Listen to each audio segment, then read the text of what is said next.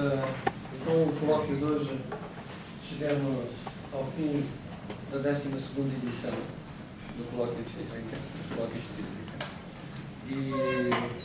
E depois vai começar a 13ª, para o qual já temos uma nova comissão, mas isso eu vou deixar para o final para divulgar qual é. Está bem? É um grande prazer apresentar o Ricardo. Nós, por vezes, temos o hábito de não apresentar as pessoas que convivem connosco todos os dias, mas isso parece-me inapropriado. Portanto, é com grande satisfação que estou aqui hoje a apresentar. É licenciado em Física da Faculdade de Ciências da Universidade de Lisboa, concluiu as provas de aptidão pedagógica e capacidade científica em 94 e defendeu a tese de doutoramento em 99. Prestou provas de agregação no ano passado. Tem mais de 30 artigos publicados, com destaque para artigos, um artigo na Science, um Physical Review e um na Analytics. A sua taxa de publicação é cerca de 2 a 3 artigos por ano, o que eu acho muito bom para quem tem que fazer tudo sozinho e não tem uma bateria de pessoas a trabalhar para ele. Tem orientado teses de doutoramento, mestrado e licenciatura. Participa com frequência em atividades de divulgação da física para públicos muito diversos e trabalha em cristais bidimensionais desde 2008, que é justamente o tema do colóquio de hoje. Portanto, vamos ouvir o Ricardo falar sobre cristais. Muito obrigado. Pois é um prazer estar aqui. Tenho que agradecer imenso este convite. É um gosto. Obrigado por terem vindo. Depois convidaram-me para falar nestes colóquios, para acabar com isto, basicamente, o último colóquio. E eu escolhi este tema porque, de facto, como disse o nome, é aquilo que eu tentava trabalhar mais. Todos os meus trabalhos de investigação, em geral, envolveram superfícies. Agora é tudo superfície, não é? Dimensional, só há superfície, não há mais nada. E é disto que eu vou falar. Portanto, este é basicamente o resumo daquilo que eu vou falar, um pouquinho a gênese disto, os materiais bidimensionais, fazer uma revisão breve de uns quantos materiais e para eu falar de dispositivos, o que é que nós vamos, o que é que se pode fazer com estes materiais, o que é que se tem feito com estes materiais, e depois vamos olhar um pouquinho para o futuro. Ou seja, o que é que mais se pode fazer com estas coisas. Isto é uma brincadeira, obviamente, não é? Quer dizer, nós não fazemos um material bidimensional. Agora o risco, bem, quase unidimensional, isto aqui, vocês sabem que o grafeno, a pessoa que fala a partir da grafite, de maneira mais simples. Grafite nós temos ali na ponta do lápis, mas a ponta do lápis não necessariamente que não é só grafite, aquilo também tem uma resina que segura o lápis. Quanto mais resina, mais duro é o lápis. Quanto menos resina, mais mole é o lápis. Zero de resina, nós temos a grafite. E estes dois senhores são o Prémio Nobel da Física em 2010 por terem isolado o grafeno. Isolaram o grafeno em 2004. É impressionante ver como foi rápido o tempo que demorou a ganhar o Prémio Nobel desde que conseguiram. Eu costumo brincar e dizer que eles ganharam o Prémio Nobel com um lápis, com um vidro, que é o óxido de silício, e com fita cola. Foi assim que eles produziram o grafeno. Isto é grafite. Aquilo é um material que se desfaz com muita facilidade, como se pode ver aqui na fotografia ao lado, e desfaz-se em pedacinhos mesmo pequeninos e fininhos. E a questão é, porquê é que isto acontece? Nós vemos que a grafite, a nível microscópico, são os planos de átomos de carbono, ligados, sim, já vamos ver melhor detalhe da sua estrutura, mas cada plano tem os átomos ligados de uma maneira bastante forte. Estão muito bem ligados. Mas entre os planos, deste plano para aquele, deste para este, a ligação é muito ténue. Uma ligação com forças de Van der Waals é muito ténue. E, portanto, é fácil nós separarmos destes planos. Ele é estável porque vive quase só por si. Mesmo no próprio cristal em volume, ele já é suficientemente autónomo. A ligação aos outros, a dependência que tem dos outros planos é pequena. E, portanto, ele já é mais ou menos autónomo, é fácil separá-lo, ele vive sozinho, mesmo sem o resto do material. E é fácil separá-lo porque está pouco ligado. Portanto, isto é pronto, a partir daqui, olhando para este tipo de estrutura, foi com a grafite e o grafeno, que se gerou o grafeno pela primeira vez, se isolou. Mas se nós olharmos para outros materiais que têm estruturas semelhantes a esta, assim em camadas, em que cada plano é bastante estável, mas com uma ligação ténue entre planos, então se calhar nós podemos conseguir construir outros materiais bidimensionais como o grafeno. É mais ou menos essa a ideia que eu vou insistir aqui. Bem, o grafeno é um material muitíssimo especial, é talvez um material mais fino que exista, porque é um átomo de espessura, e além disso é um átomo que não é muito grande, um átomo de carbono, tem esta estrutura hexagonal, visto de cima, enfim, nós temos esta estrutura. Eu queria sublinhar aqui que a célula unitária do grafeno tem este losango, que está aqui, tem dois átomos. São dois átomos que são equivalentes, aliás, aqui são iguais, mas do ponto de vista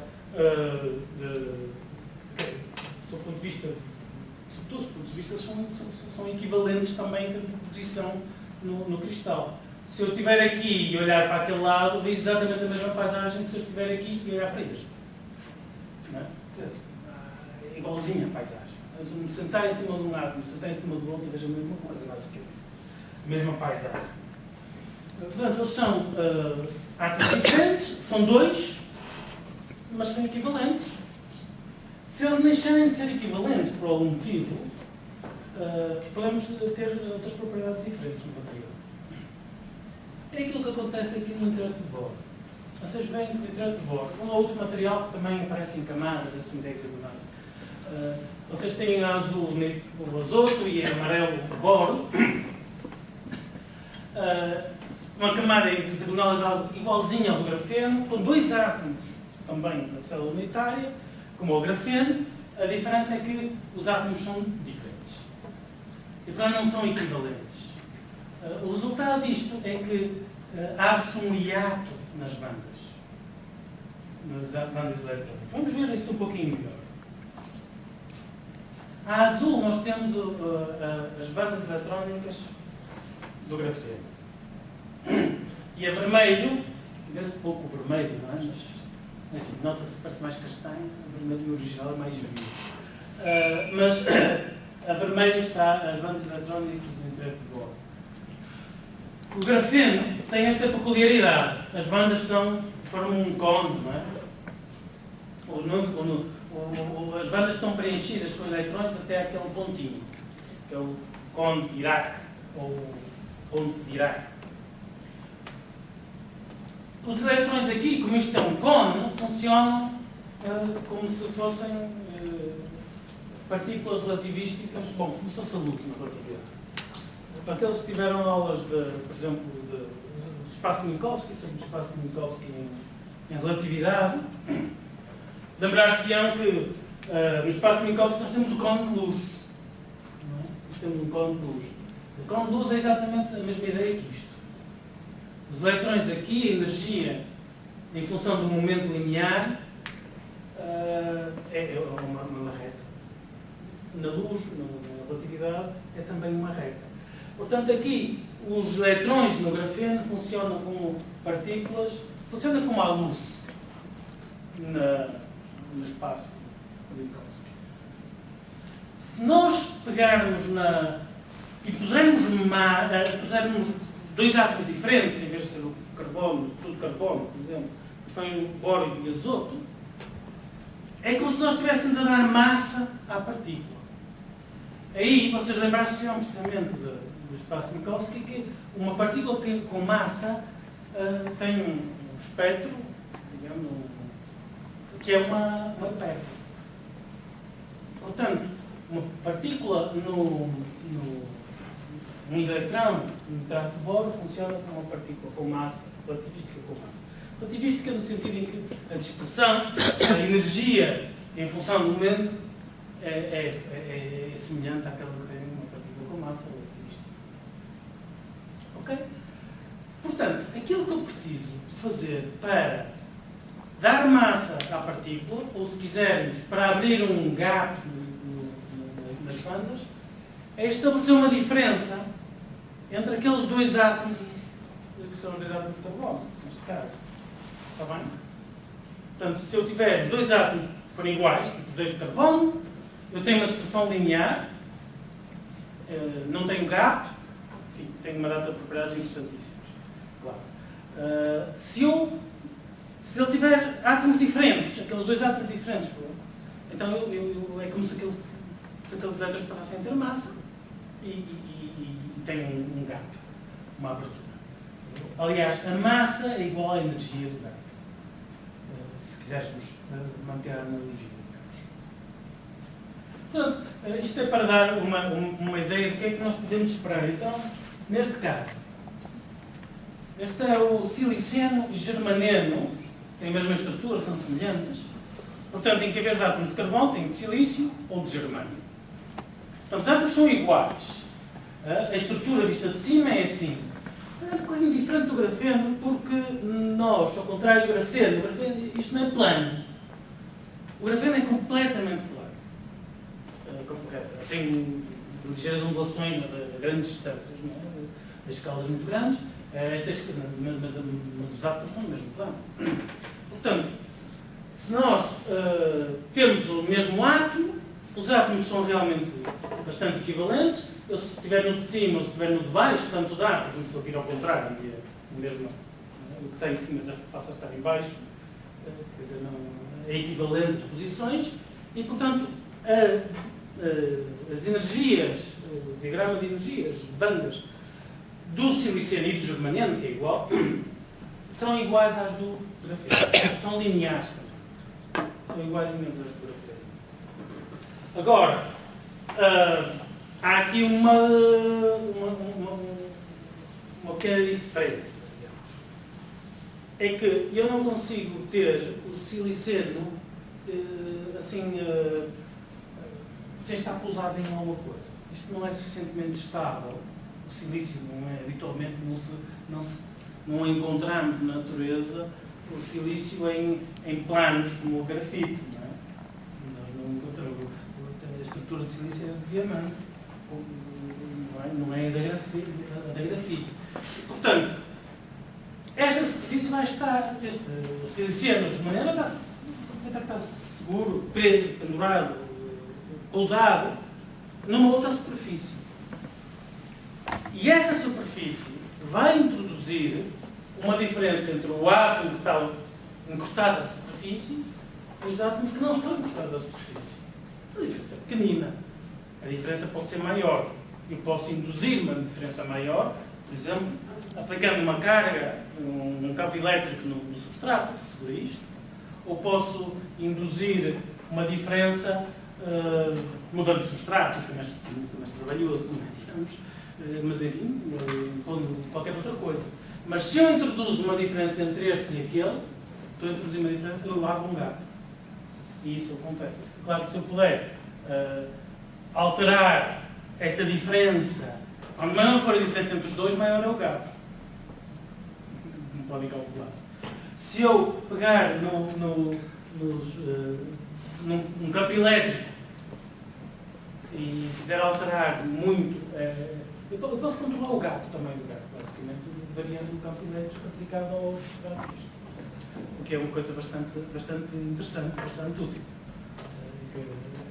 Já podem imaginar aplicações que vamos ter se tivermos um objeto que eletricamente eu posso controlar o gap, ou seja, posso controlar a absorção de fotões, qual é a energia dos fotões que absorve. Mudando um bocado, eu não queria deixar de incluir este material, que é um fosforeno. Isto não tem nada a ver com o grafeno, digamos, nem com o siliceno, nem com o nitrato de bordo, porque não é hexagonal. Isto é tetragonal, altérica, aliás, esta estrutura, mas também é em camadas, e de facto conseguiram isolar uma camada deste objeto, fazer um transistor com isto, com umas propriedades interessantes. Portanto, isto é muito recente, mas já começa a chamar a atenção e está um pouquinho bem este material.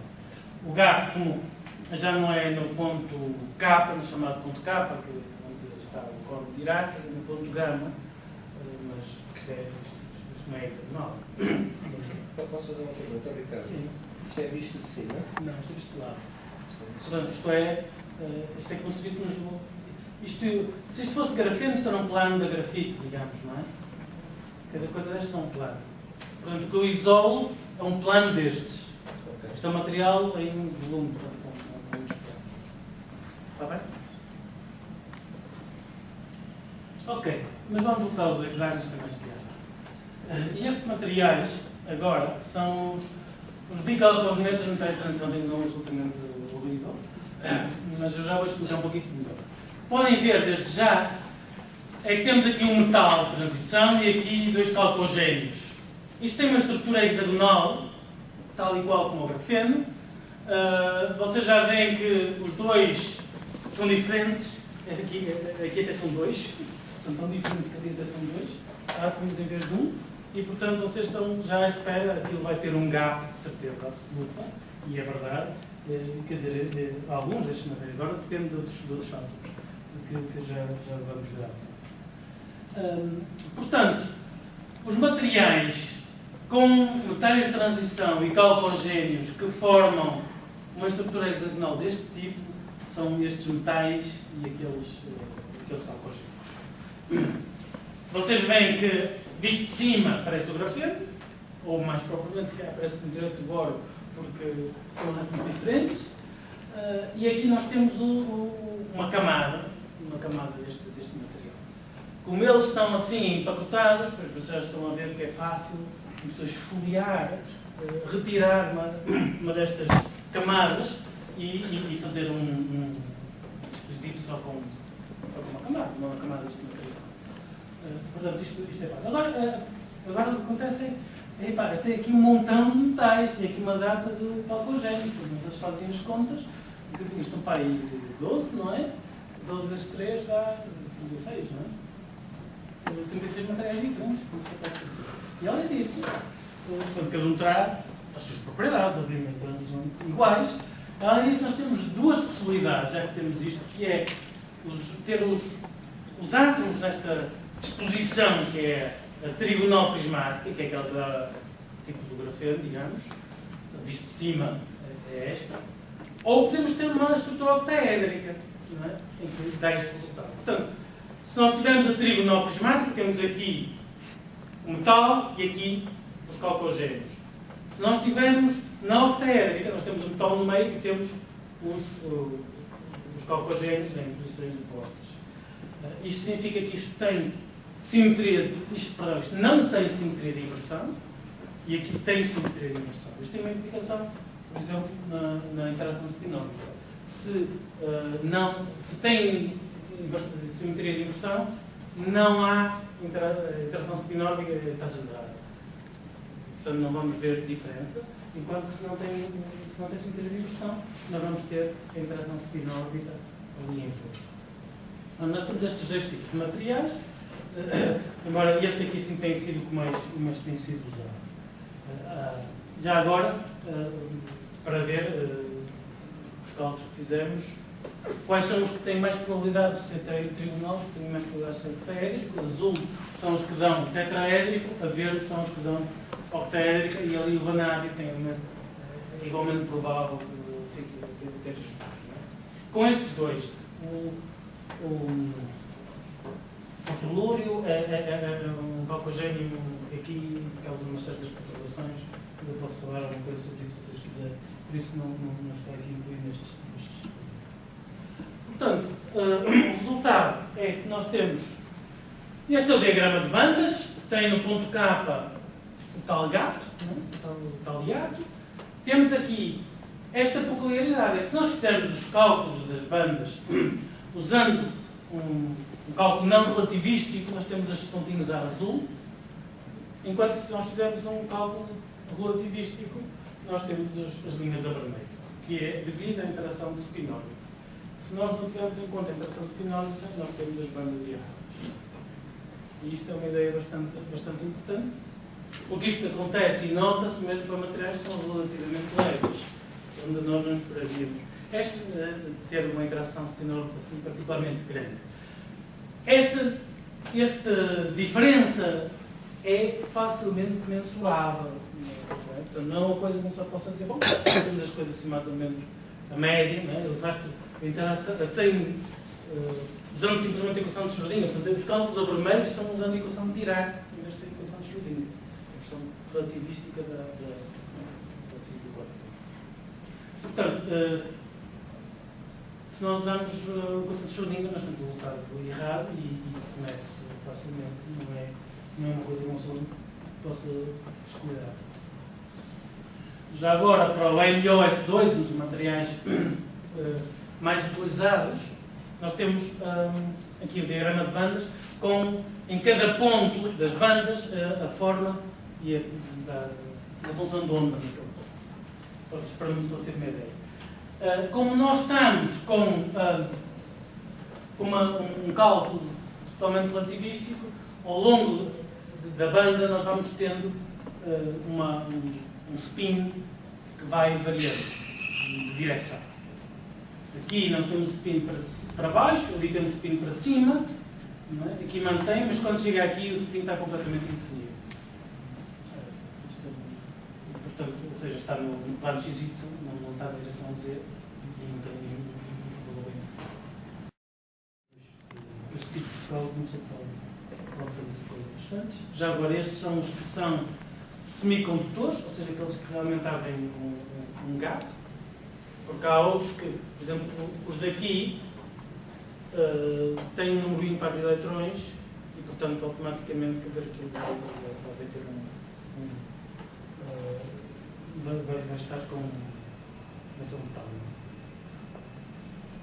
Outra peculiaridade destes materiais é uma coisa que nós chamamos de band nesting e basicamente a ideia é esta. Habitualmente as pessoas olham para as bandas nos pontos de mais alta simetria, como aqui, por exemplo, o ponto K ou aqui o ponto γ. Os pontos de mais alta simetria são particularmente interessantes, nomeadamente porque a absorção de fotões nestes pontos é muito forte. É muito forte. E é muito forte porque obedecem a esta condição. O gradiente das bandas, em K, é zero, a diferença. Portanto, esta banda aqui, se vocês quiserem, é paralela a esta, naquele ponto, e há aqui uma elevada absorção destas. Chamam-se estas singularidades do meio. Nós reparamos que, para nós termos uma grande absorção, não é necessário termos um pontinho só, digamos, ali à volta do pontinho, onde a absorção é muito alta. Nós podemos ter este caso em que nós temos bandas que são paralelas. Se temos bandas paralelas, a transição é, ao longo de uma área, do volume, depende do tipo de material, vai ser grande ao longo de toda uma área grande. E, portanto, em vez de ser só, aqui pode ser até mais forte do que ali, mas aqui é num ponto, ou em torno de um ponto, aqui é uma linha toda, em que são paralelos, e ali nós temos uma fortíssima absorção. E estes materiais têm umas áreas bastante significativas em que têm este band nesting. Portanto, são particularmente interessantes para absorver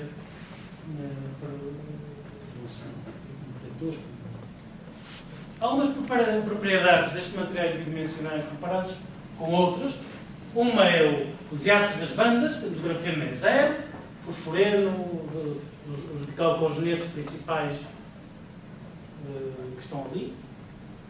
Então nós temos que fazer uma variação de hiatos que é quase contínua, digamos, não é bem contínua, mas nós temos uma variedade bastante grande, nós podemos escolher aquilo que nós queremos. E temos aqui o nitrato de boro, como é um cristal iónico, aquilo tem um hiato enorme. A diferença entre o boro e o azoto é muitíssimo grande e aquilo dá um hiato muito grande. E é muito adequado como isolante.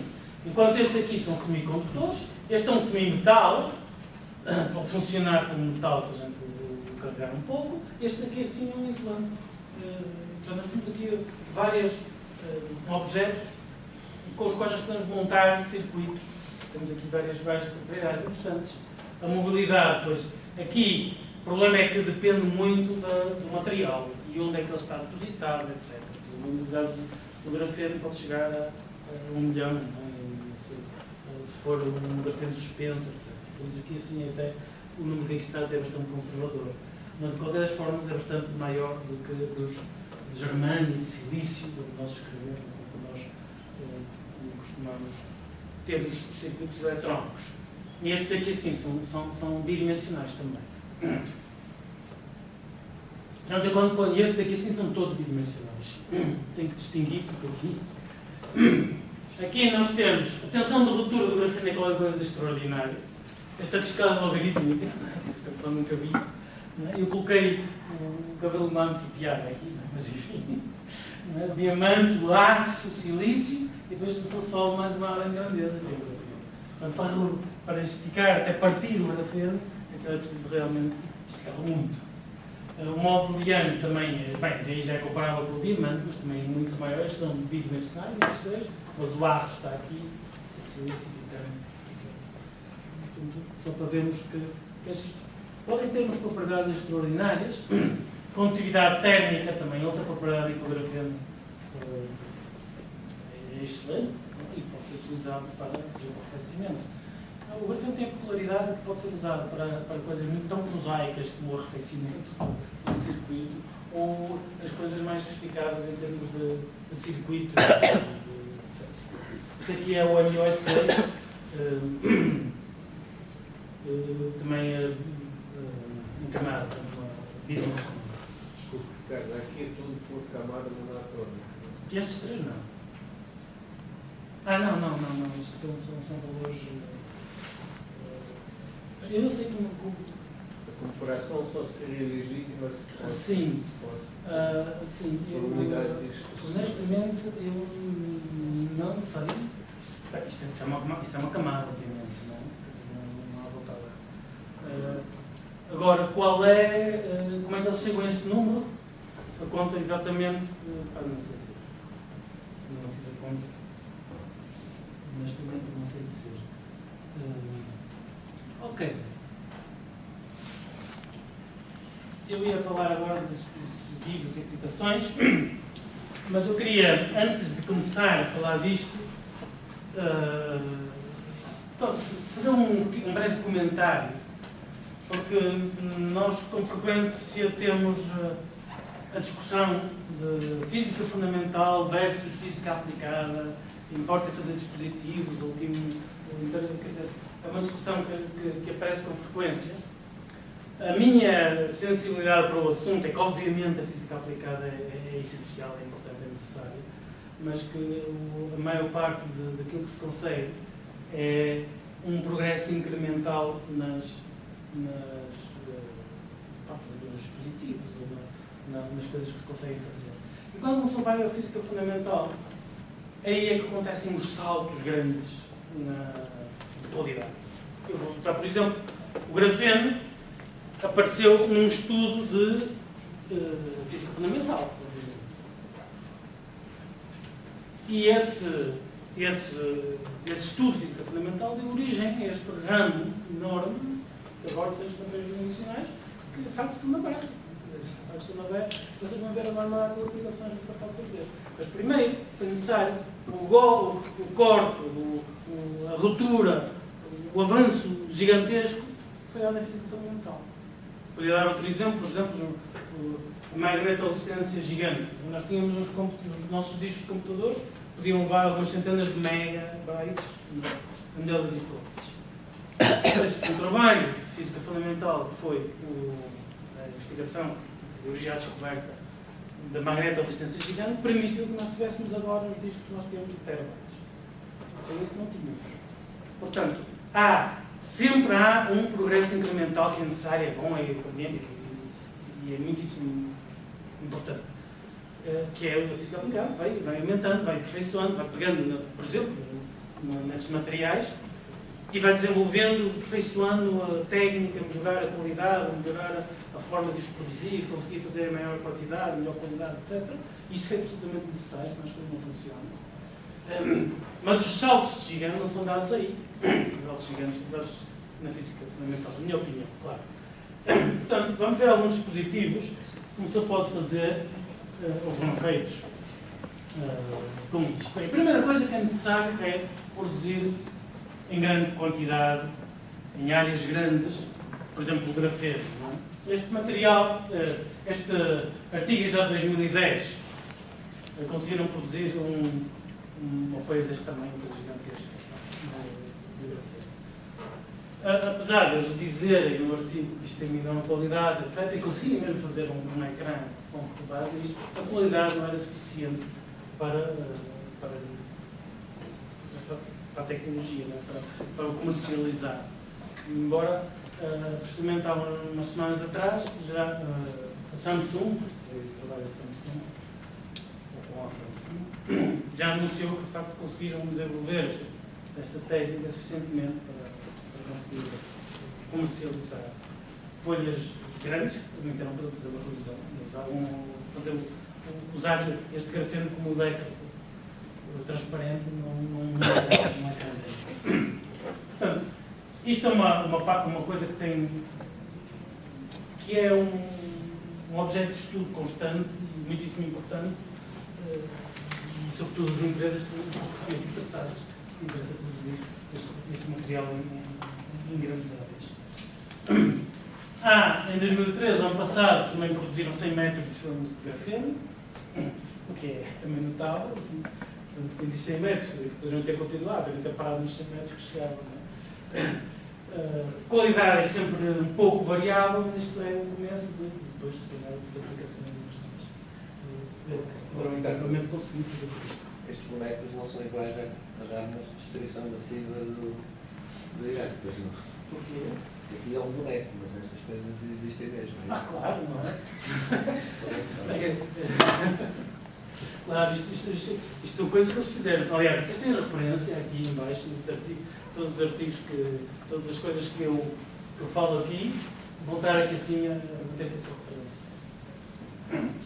Bom, o processo é complicado, tem uma data de coisas, fazer crescer, depois limpar, depois fazer não sei o quê, depois transformar. Depois é preciso pegar na coisa e levá-la para outro sítio, depositá-la num plástico, tipicamente. Ele é produzido, em geral, em cobre.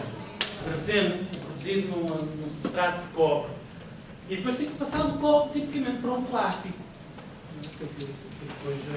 E depois o plástico, eventualmente, para outro sítio, como se queira. Vai passando as coisas de um sítio para outro. Por isso é que isto pode ser complicado. Porque é uma coisa fina e, portanto, frágil, como são os materiais dimensionais. Em todo caso, se nós quisermos ir para a eletrónica, pois isto é que assim, foi feito este ano, é um circuito eletrónico, vários circuitos eletrónicos, de facto, um inversor, uma porta NAND, transistores de efeito de campo, por exemplo, são feitos usando grafeno e MiOS2, o grafeno está aqui a ser usado como um elétrodo, um condutor elétrico. Estas coisas amarelas não são um material, são um metal que depositaram por cima para fazer medidas. Por exemplo, o transistor está aqui dentro. Aliás, esta porta NAND é uma coisinha aqui no meio, que vocês mal conseguem ver, é extremamente fino e é transparente. Aqui, em vez de elétrodos de grafeno, usaram elétrodos de metal, de titânio com ouro na liga, e por isso vocês veem aqui os elétrodos. Está bem? Mas o material está ali dentro. Isto aqui são as coisas que puseram para poderem ligar lá, fazer medidas, para ver se isto funciona. Portanto, as tipos já produziram um objeto deste, uma data de circuitos eletrónicos que funciona. Ok, é evidente que vocês já terão percebido, quer dizer, não basta o grafeno só por si, não basta o MiOS2 só por si, o BN. Nós temos que fazer multicamadas, nós temos que produzir circuitos, temos que juntar estas coisas umas às outras. Nós temos que montar, temos que fazer crescer. Aqui, o BN, como eu disse, é um isolante, né? E tem, além de propriedades de isolante elétrico, também serve como uma camada para separar o circuito, não o circuito, o grafeno, etc., do resto do material, chama-se tridimensional, por exemplo, o substrato onde isto está montado.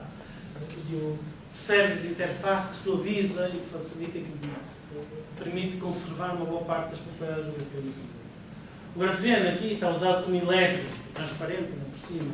O material ativo é o MOS2, ou outro radical cosmético, ou a equação destes três. E aqui outro elétrico de grafeno por cima. Portanto, são várias camadas. Este aqui é o que tem o gap, é o que absorve a luz. Não é? Os eletrões vão para baixo, por exemplo, as lacunas vão para cima, hipótese, e também temos a volta de luz. Portanto, são um fotodetector. E o que é impressionante é que, sendo uma coisa tão estupidamente fina, tem uma eficiência quântica externa de 30%. Ou seja, 30% dos fotões a gente consegue recuperar em velocidade. O que é uma coisa brutal, porque é tão pequenina, tão fina. Ali nós temos ainda umas partículas de ouro que foram literalmente borrifadas para ali para cima e que servem para, servem para amplificar localmente o campo elétrico incidente, o nível magnético, e isso consegue aumentar em 10 vezes a eficiência quântica destes objetos. Isto é uma plasmónica e que é um campo que também está na Terra por aí. Outra coisa, mudador óptico e ao mesmo tempo detector, fotodetector. Aqui que nós temos aqui é um guia de ondas de silício, esta coisa verde. Portanto, as ondas eletromagnéticas vão por ali. E nós colocamos aqui assim uma folha de grafeno com dois metais diferentes e que um dopa com eletrões com lacunas. Nós podemos, além disso, pomos um dielétrico aqui e uma outra folha de grafeno com o qual nós podemos controlar, aplicar um campo elétrico e, portanto, carregar, descarregar aquela folha. Com isto, nós conseguimos modular a luz, a radiação que passa ali naquele guia de ondas. Como é que uma pessoa modula isto? É por absorção. Nós podemos colocar, usando este elétrico, que está aqui apresentado esquematicamente, nós podemos fazer com que aquela folha absorva mais ou menos a radiação eletromagnética que está aqui. E além disso, além de podermos fazer com que absorva mais, nós podemos medir essa quantidade que é absorvida. Portanto, desta maneira nós conseguimos modular e detectar aquilo. Medimos também a luz que de facto nós observamos. Podemos controlar. Isto aqui assim isto é uma fotografia, digamos, colorida artificialmente deste setup. Isto aqui é uma peça daqui, e isto é um interferómetro para fazer o que eles usaram para fazer as medidas de detecção, etc. Ver se isto estava a funcionar ou não. Outro modulador mais interessante é um que modula com a luz. Em vez de aplicar um campo elétrico, nós aplicamos a luz para fazer variar a modulação. Nós temos aqui assim um guia de ondas, uma fibra óptica, mais propriamente, com um grafeno literalmente enrolado em torno, e depois, se ele está assim enrolado, em princípio ele absorve uma parte da luz que passa aqui dentro. O grafeno absorve isso. Se nós, além da luz, que é o sinal propriamente, digamos, que nós queremos, nós enviarmos um outro sinal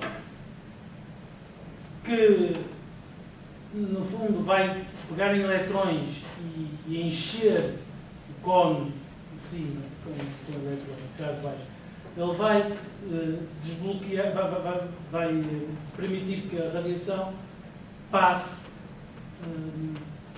deixe de ser absorvida porque não há estados desocupados em cima para absorver a radiação. Ou seja, este modulador funciona em que se nós não aplicarmos o sinal switch, aquele sinal, o grafeno absorve a radiação que entra ali. Se nós aplicarmos este outro sinal, que faz é pegar eletrões e metê-los lá em cima, o grafeno passa a ser transparente e não absorve, transparente é bem tempo, não absorve a radiação que passa ali e portanto, nós controlando simplesmente este sinal, nós podemos fazer com que passe mais ou menos luz. Portanto, isto é um modulador óptico, mas que é controlado também opticamente. Bem, o transistor, isto é um transistor que tem a peculiaridade de ser todo transparente, completamente bidimensional, flexível, etc. Enfim, tem aqui assim um exemplo. O que é interessante também é que... isso é outra coisa. Enfim, outros transistores, eu acho que eu passava. Isto, as figuras não dão para ver nada bem extra aqui em concreto, o que é que está a acontecer. Outro tipo de aplicação completamente diferente, que já não é eletrónica, é endótica, é a detecção de, neste caso, de NO2, de gases.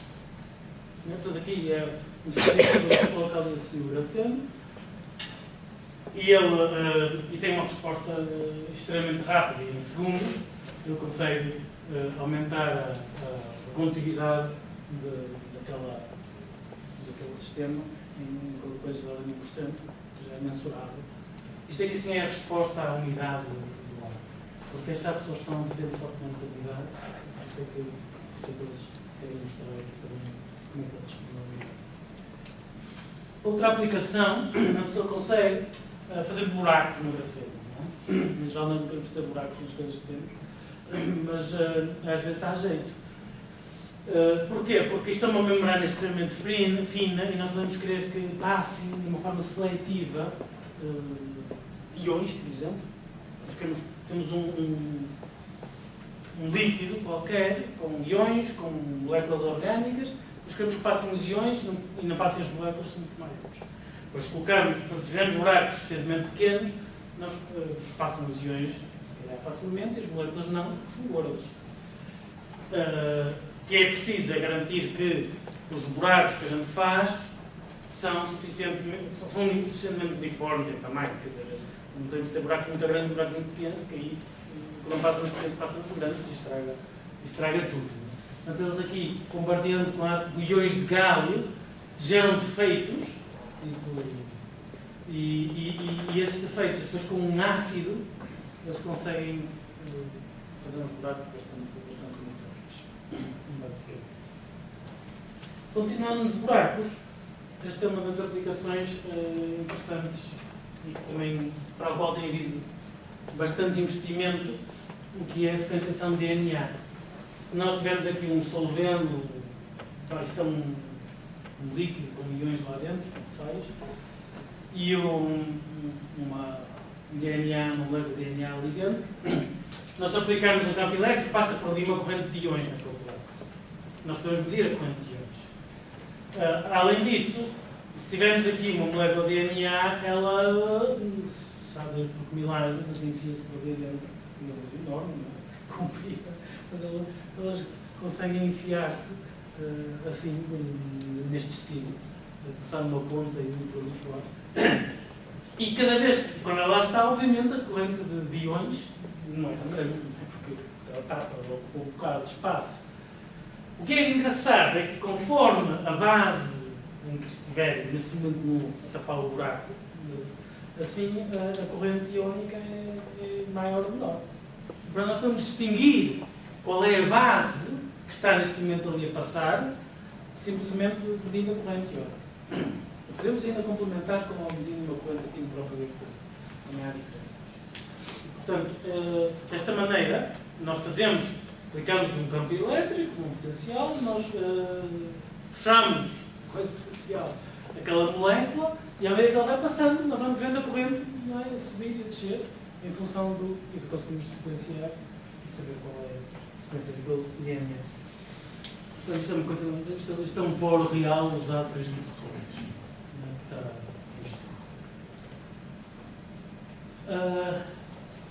Todos nós já ouvimos falar de eletrónica flexível, vamos ter isto na roupa, vamos ter isto todo tipo de coisas dobráveis, mas já existem vários transistor, vários materiais que são usados por isso, nomeadamente polímeros, por exemplo. Mas essa eletrónica é muito lenta, por causa da própria natureza dos materiais. Se nós quisermos incluir uma ligação Wi-Fi, por exemplo, não podemos, porque isso já exige uma eletrónica mais rápida. Pois, este aparelho, digamos, este dispositivo já permite, é flexível, isso se nota aqui na figura, e permite usar uma eletrónica muito mais rápida e fazer comunicações Wi-Fi. Mais interessante ainda, acho eu, que é isto, porque nós, a zona de terahertz é uma zona onde não há muita facilidade em fazer detecção da radiação e produção dessa radiação. E é, no entanto, extremamente útil, porque somos frequências que penetram muitos materiais e são absorvidos por outros muitos materiais e é particularmente útil, por exemplo, em aeroportos, para ver se o indivíduo tem alguma coisa esquisita na mala ou se engoliu alguma coisa que não deve engolir. Portanto, nós temos o grafeno é particularmente bom para uma eletrónica na ordem dos terahertz. Isto aqui assim é uma imagem, o grafeno, reparem, é esta coisinha que está aqui, amarelo. Depois colocam-se os elétrons por cima, depois é que se fazem este pedido, faz o que fornecedor fazer. Isto é sério, quer dizer, estes tipos produziram, usando uma folha de grafeno, um auricular. E funciona, não é? E tem tão boa qualidade quanto os auriculares de melhor qualidade que há aí no mercado. O que acontece é que, para ter uma boa resposta em frequência, é importante que a massa da membrana que vibra seja mais levezinha possível. Mas o grafeno, nesse aspecto, abate aos pontos, mas é muito material. E, além disso, é importante que aquilo tenha uma amplitude de vibração grande. Ou seja, que não seja esticável e sem arrebentar. Nós conseguimos esticar o grafeno 20% sem ter problema. Que é uma vitória. Imagina o que é esticar esta mesa 20%. Quer dizer, nós podemos esticar. Portanto, conseguiram produzir isto é só um esquema, mas eles produziram um auricular usando grafeno para vibrar. Aliás, também serve como microfone. Isto é uma coisa que, confesso, que me deixa um pouquinho mais sério, porque eu não tenho utilidade. Mas, basicamente, fazem multicamadas em que isto é o grafeno, que assim é um dielétrico qualquer, mais ou menos penso, outra folha de grafeno, um dielétrico, etc. E conseguem, usando um laser de femtosegundos, gravar ali no grafeno, não sei se queimando. Eu não consegui perceber bem do artigo o que é que exatamente eles fazem para gravar aquilo para deixar de uma marca. E depois, em função de ter lá o grafeno não ter, eles conseguem ler. No fundo, a ideia deles é conseguir uma densidade de armazenamento de informação muito mais elevada, porque podem fazer muitas camadas. Muitas camadas. E conseguem ler essa camada a camada. E a leitura requer outros lasers? A leitura requer outros lasers. Depende do ângulo, da incidência, etc. Outra coisa muito interessante é o efeito termoelétrico do monocamado do MOSD. Isto não é só grafeno. Estes outros materiais bidimensionais estão lá muito presentes também. Isto também foi medido lá em Singapura. Um coeficiente de Siebeck, que não vos dirá muito, mas é 1000 vezes maior que aquilo que é típico no material bidimensional, é muito maior do que é típico mesmo em materiais tridimensionais, e portanto isto pode ser utilizado para gerar eletricidade em várias circunstâncias, para microcircuitos ou coisas. Isto também é assim. Vocês talvez tenham reparado que a maior parte dos dispositivos que aqui estão são deste ano ou do ano passado. São poucos aqueles que não foram. Quer dizer, isto está na berra, isto está a aparecer, isto está. É uma coisa que. Este aqui, penso que é o último dispositivo que eu quero apresentar e que também acabou de sair na sala. último exemplar, é um transistor feito com o MO, aliás, este aqui, por acaso acho que aqui usa o WSE2, mas não é MOS2, tem a mesma estrutura de bandas. Ele utilizou uma coisa que se chama vara eletrónica, basicamente que é a carregabilidade dos elétrons, que é diferente num ponto K e no outro ponto K', que é equivalente, mas não é a mesma coisa. Bem, basicamente o que é que este transistor faz? Ele permite-me emitir, luz polarizada circularmente com uma das polarizações circulares ou com a outra, conforme eu aplico uma corrente nesse sentido, uma corrente neste. Então mudo o sinal da corrente e ao invés de ter luz polarizada para um lado, eu tenho luz polarizada para o outro. Nós em geral nós conseguimos arranjar um emissor que emite luz polarizada, mas é polarizado para um lado. Também podemos pôr um polarizador que faz. Mas se quisermos mudar a polarização, temos que trocar o polarizador. Ou rodar a polarização e fazer qualquer coisa. Mas aqui eletronicamente consegue-se fazer isso. E isso é a primeira aplicação que existe que usa o conceito de vale eletrónico que já surgiu há alguns tempos. Bem, futuro, não é? Pronto, vocês já percebem que com estas aplicações todas, com estas possibilidades todas, claro que isto ainda não é desenvolver, mas há imensas coisas que vão continuar a aparecer. As possibilidades são enormes. Há uma variedade grande de materiais, há umas propriedades interessantes, nós podemos alterá-los com uma certa facilidade, nós podemos fazer de várias formas, nós podemos cortá-los, nós podemos fazer circuitos, nós podemos pôr em cima dos outros, nós podemos fazer uma série de coisas que aqui estão sugeridas, não é? E que são campos de desenvolvimento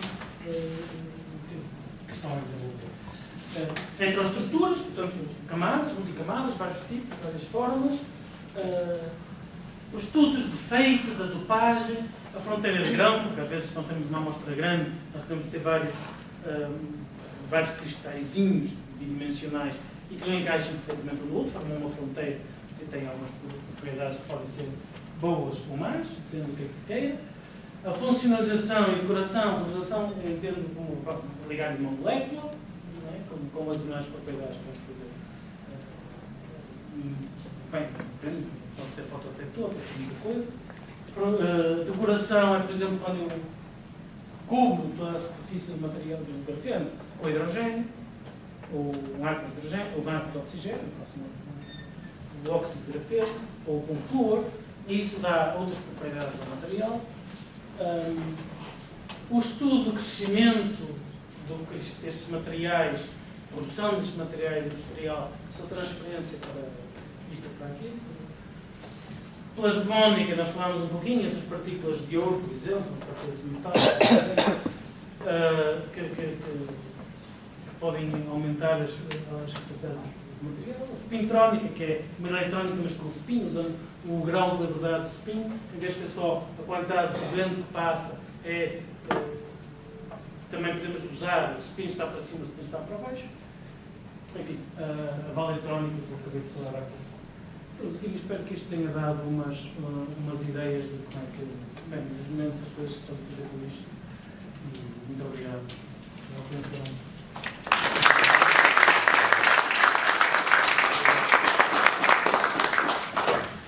Obrigado, Ricardo, pela palestra instrutiva. Agora estou convencido que responderás às questões que as pessoas tiverem. Portanto, não sei se têm questões em particular ou não. Se não tiverem, eu tenho. A maioria das aplicações que mostraste têm que ver com grafeno.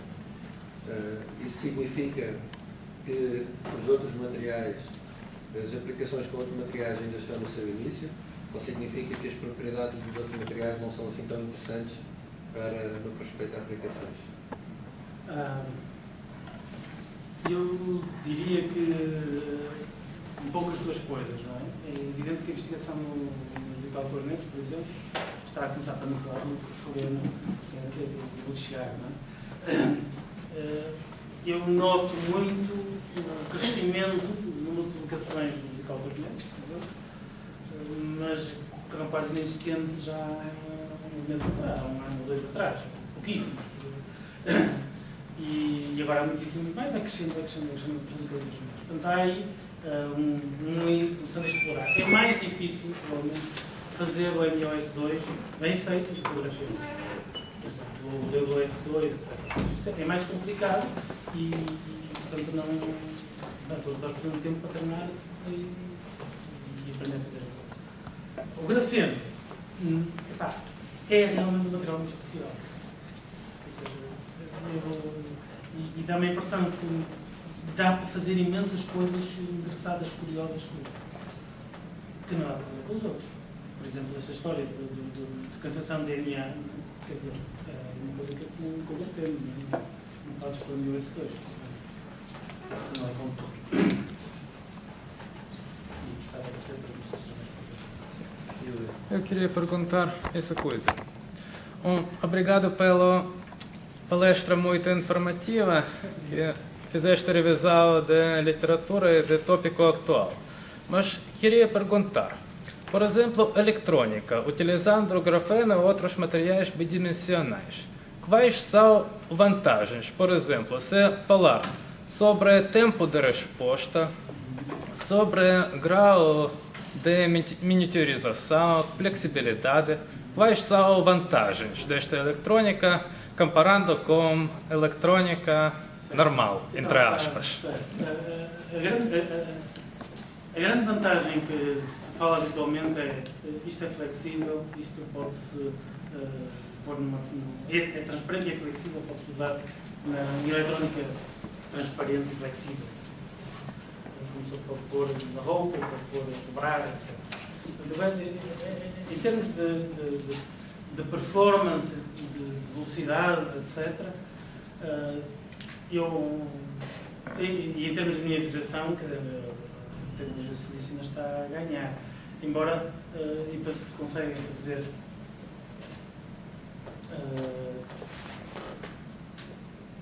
eu acredito que é possível, será possível fazer, por exemplo, transistores e alguma eletrónica mais rápida do que é possível fazer com silício, por causa da mobilidade sempre maior.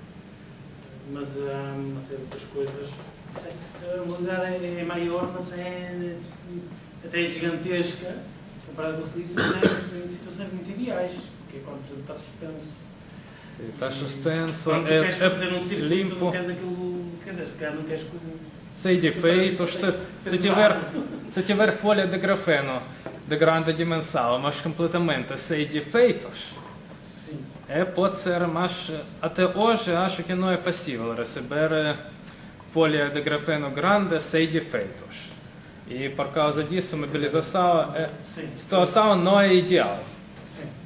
Há muito trabalho para fazer, há muito desenvolvimento para fazer, mas a bidimensional se vai substituir o silício, não sei, acho que é cedo demais para dizer isso.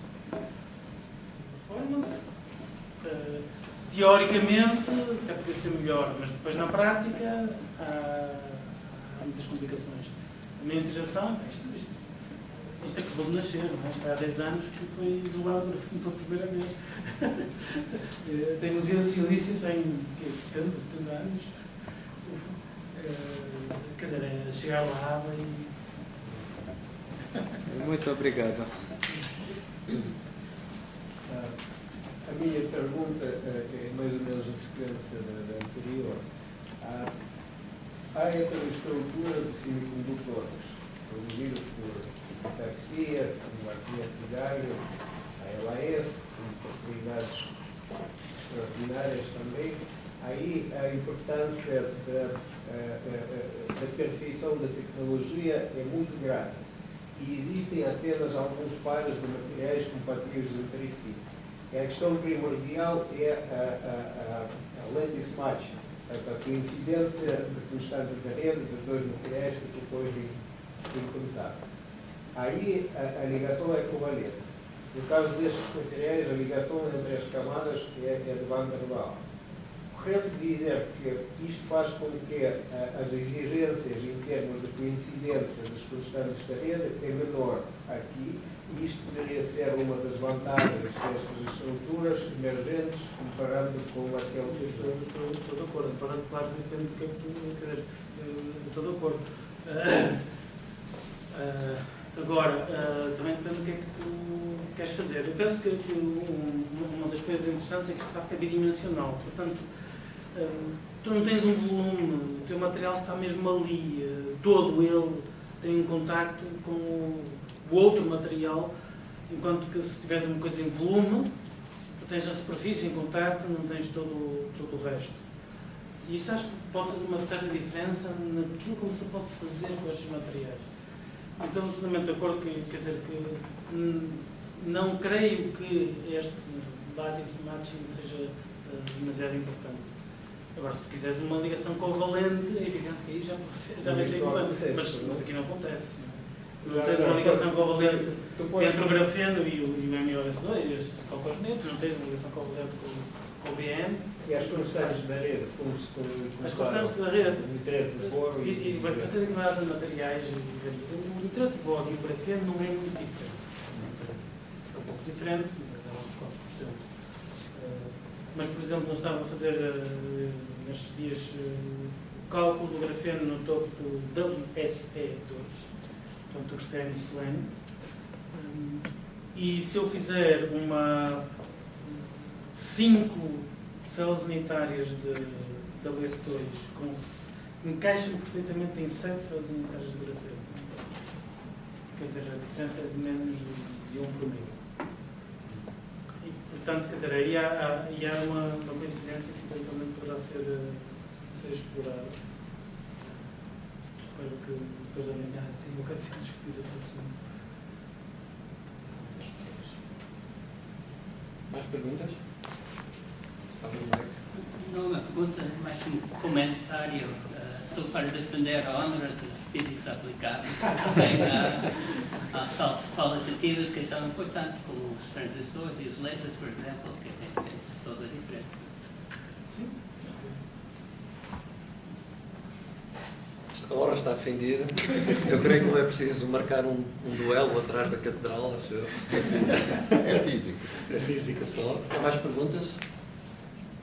Se não há, eu ainda tenho umas palavras que queria dizer para encerrar esta sessão. E nós tivemos um ano com um colóquio por mês.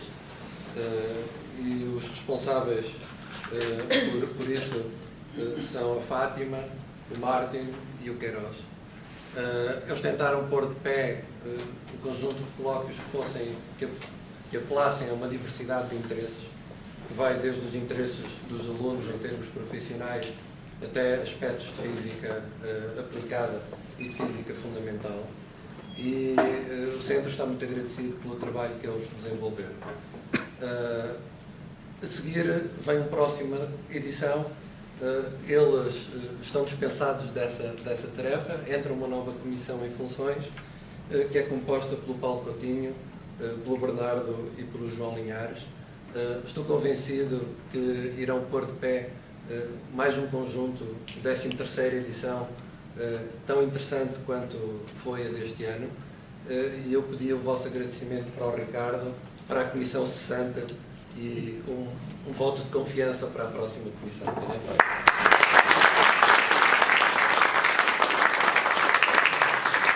Obrigado a todos e até setembro ou outubro. Não é?